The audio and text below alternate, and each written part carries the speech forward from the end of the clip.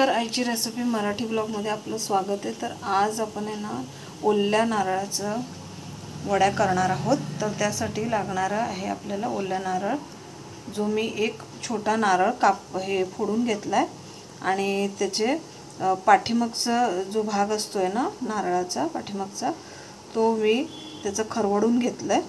ठीक आहे, चाकूने त्याचा पाठीमागचा काळा भाग काढून घेतलाय आणि असे पातळ काप करून घेतलेत।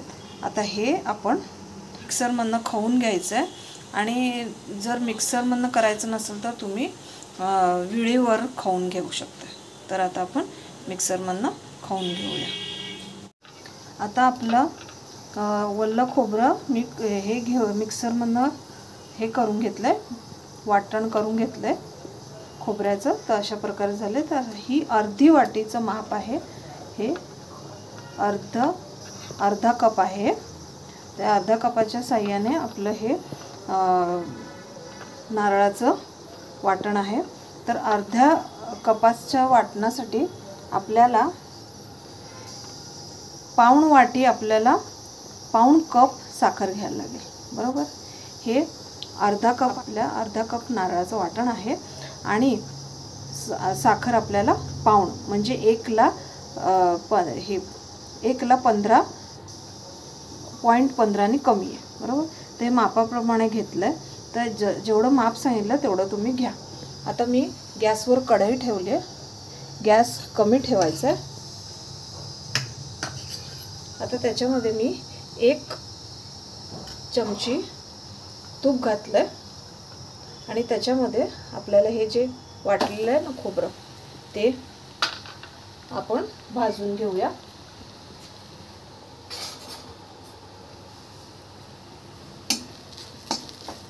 तर 2 मिनिटं आपण हे तुपात भाजून घेऊया।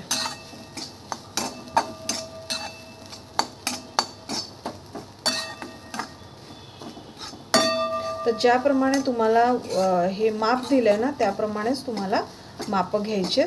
जेवढ्या साईजचं तुम्ही खोबरंचं वाटण घ्याल ना तेवढ्याच साईजचं वाटण आणि त्याच्यासमोर कमी साखर घ्यायची आहे तुम्हाला, बरोबर। ज्या वाटीचं माप घ्याल त्या वाटीचं आता आपल्याकडे 1.5 वाटी खोबऱ्याचं हे खवलेलं असेल ना, तर आपण काय करायचं, त्याच्यासमोर 1 वाटी घ्यायचं साखर, बरोबर। तर अशा मापाने तुम्ही हे करायचं। तर याचा जरासा कलर येऊ द्या आणि मग आपण पुढे साखर याच्यात घालूया आणि गॅस कमीच ठेवायचा, कमी गॅसवरच करायचं आहे।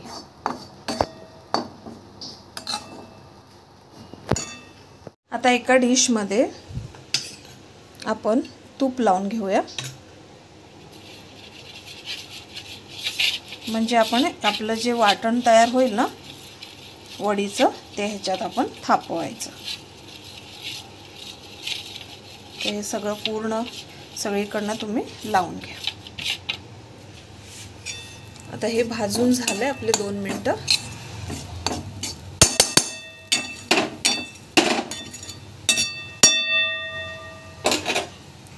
आता साखर घालूया। आता साखर घालताना जाड साखर आहे ना तीच वापरायची, एकदम बारीक साखर वापरायची नाही, बरोबर। म्हणजे ह्याच्यामध्ये मिश्रण होताना चांगलं त्याला चिकटपणा येईल, बरोबर। तर कमी गॅसवर लो टू मीडियम साईज, म्हणजे लो पण आणि मध्यम साईजच्या ह्याच्यामध्ये तुम्हाला हे भाजून घ्यायचं आहे। जरासा गॅस वाढवला तरी चालतोय आणि सारखं सतत हलवत राहावा, नाहीतर ह्याला खालनं करपू शकते। सतत हलवत राहावा। आता ह्याचा कलर लाल आलाय। मी याच्यात आहे ना 2 ते 3 चमचे पाणी घातले। आता याच्यातलं पाणी आटलं की मग आपण वडी थापायला घेऊया। तर याच्यातलं पाणी कमी झालंय, आता आपण ताटलीत थापून घेऊया। हे चमचीला मी तूप लावलंय. आता हे चांगलं थापून घेऊया, जाडसर थापून घेऊया.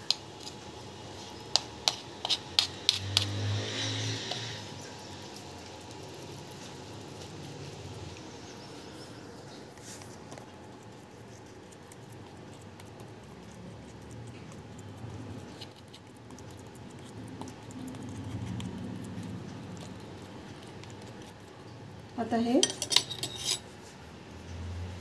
चाकूने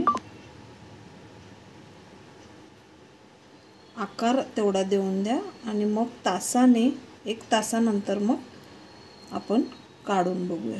आणखी याला जरासं 1 तासाने चांगला याला आकार आला ना, म्हणजे आपल्याला चांगल्या वड्या मिळतील. अशी ही ब्राऊन कलरची ओल्या नारळाची आपली वडी तयार झाली आहे. आता ही सेट करायला ठेवूया. 1 तासानंतर आपण बघूया. ह्याचे आकार आत्ताच द्यायला लागायचं कोमट असल्यावर, नाहीतर मग ही कडक होऊन बसते.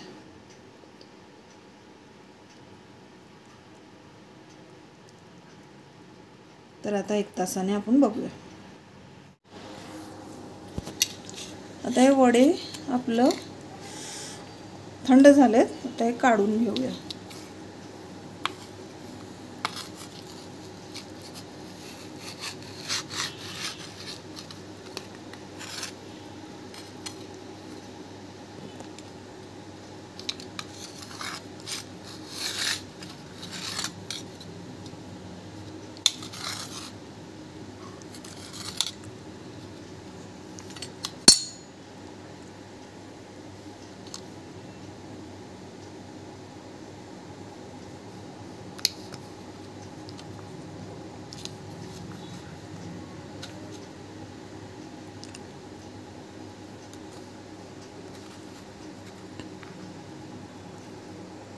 तर हे अशा प्रकारे आपले वडे तयार झालेत.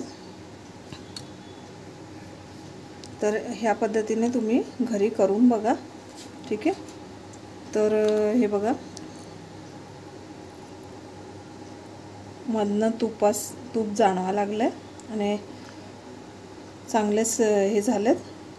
तर घरी करून बघा आणि व्हिडिओ आवडला असेल तर लाईक शेअर सबस्क्राईब करा. थँक्यू.